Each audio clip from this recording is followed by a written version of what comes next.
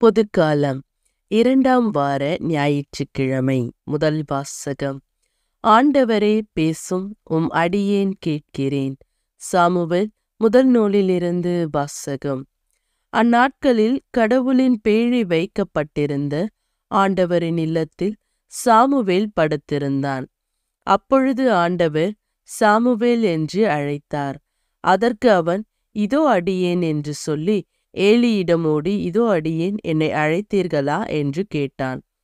அதற்கு அவர், நான் அழைக்கவில்லை, திரும்பி சென்று படுத்துக்கொள் என்றார். அவனும் சென்று படுத்துக்கொண்டான். ஆண்டவர் மீண்டும் சாமுவேல் என்று அழைக்க, அவன் எழுந்து ஏலியிடம் சென்று, இதோ அடியேன், என்னை அழைத்தீர்களா என்று கேட்டான். அவரோ, நான் அழைக்கவில்லை மகனே, சென்று படுத்துக்கொள் என்றார்.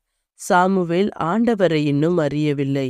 அவனுக்கு ஆண்டவரின் வார்த்தை இன்னும் வெளிப்படுத்தப்படவில்லை. 3ஆம் முறையாக ஆண்டவர் சாமுவேல் என்று அழைத்தார். அவன் எழுந்து ஏலியிடம் சென்று, இதோ அடியேன், என்னை அழைத்தீர்களா என்று கேட்டான். அப்பொழுது சிறுவனை ஆண்டவர் தாம் அழைத்தார் என்று ஏலி தெரிந்து கொண்டார். பின்பு ஏலி சாமுவேலை நோக்கி, சென்று படுத்துக்கொள், உன்னை அவர் மீண்டும் அழைத்தால் அதற்கு நீ, ஆண்டவரே பேசும், உம் அடியேன் கேட்கிறேன் என்று பதில் சொல் என்றார். சாமுவேலும் தன் இடத்திற்கு சென்று படுத்துக்கொண்டான். அப்பொழுது ஆண்டவர் வந்து நின்று, சாமுவேல், சாமுவேல் என்று முன்பு போல் அழைத்தார். அதற்கு சாமுவேல், பேசும், உம் அடியேன் கேட்கிறேன் என்று மறுமொழி கூறினான். சாமுவேல் வளர்ந்தான். ஆண்டவர் அவனோடு இருந்தார். சாமுவேலது வார்த்தை எதையும் அவர் தரையில் விழவிடவில்லை.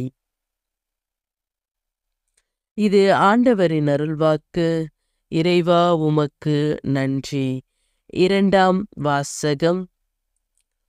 உங்கள் உடல்கள் கிறிஸ்துவின் உறுப்புக்கள். திருத்தூதர் பவுல் கொரிந்தியருக்கு எழுதிய முதல் திருமுகத்திலிருந்து வாசகம். சகோதர சகோதரிகளே, உடல் பரத்தன்மைக்கு அல்ல, ஆண்டவருக்கே உரியது. ஆண்டவரும் உடலுக்கே உரியவர். ஆண்டவரை உயிர்த்தெழ செய்த கடவுள் தம் வல்லமையால் நம்மையும் உயிர்த்தெழ செய்வார்.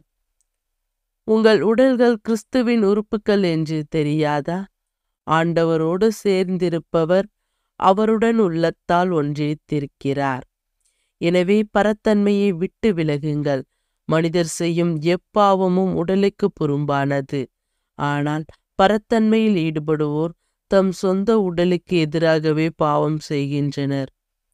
உங்கள் உடல் நீங்கள் கடவுளிடமிருந்து பெற்றுக்கொண்ட தூய ஆவி தங்கும் கோவில் என்று தெரியாதா? நீங்கள் உங்களுக்கு உரியவர் அல்ல. கடவுள் உங்களை விலை கொடுத்து மீட்டுள்ளார். எனவே உங்கள் உடலால் கடவுளுக்கு பெருமை சேருங்கள். இது ஆண்டவரின் அருள்வாக்கு. இறைவா, உமக்கு நன்றி. நற்செய்தி வாசகம். இயேசு தங்கியிருந்த இடத்தை சீடர் பார்த்தார்கள். அவரோடு தங்கினார்கள். யோவான் எழுதிய தூய நற்செய்தியிலிருந்து வாசகம். அதிகாரம் 1, இறை வார்த்தைகள் 35 42 முடிய. யோவான் தம் சீடர் இருவருடன் நின்று கொண்டிருந்தார். இயேசு அப்பக்கம் நடந்து சென்று கொண்டிருந்தார். யோவான் அவரை கூர்ந்து பார்த்து, இதோ கடவுளின் செம்மறி என்றார். அந்த சீடர் இருவரும் அவர் சொன்னதை கேட்டு இயேசுவை பின்தொடர்ந்தனர். இயேசு திரும்பி பார்த்து அவர்கள் தம்மை பின்தொடர்வதைக் கண்டு, என்ன தேடுகிறீர்கள் என்று கேட்டார். அவர்கள், ரபி, நீர் எங்கே தங்கியிருக்கிறீர் என்று கேட்டார்கள். அவர் அவர்களிடம், வந்து பாருங்கள் என்றார். அவர்களும் சென்று அவர் தங்கியிருந்த இடத்தை பார்த்தார்கள். அப்பொழுது ஏறக்குறைய மாலை 4 மணி. அன்று அவர் அவரோடு தங்கினார்கள். யோவான் சொன்னதை கேட்டு இயேசுவை பின்தொடர்ந்த இருவருள் அந்திரேயா ஒருவர். அவர் சீமோன் பேதுருவின் சகோதரர். அவர் போய் முதலில் தம் சகோதரரான சீமோனை பார்த்து, மெசியாவை கண்டோம் என்றார். மெசியா என்றால் அருள்பொழிவு பெற்றவர் என்பது பொருள்.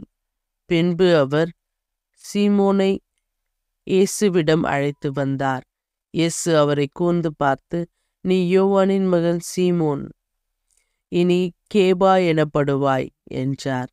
கேபா என்றால் பாறை என்பது பொருள். இது வாழ்வு தரும் கிறிஸ்துவின் செய்தி. கிறிஸ்துவே உமக்கு புகழ்.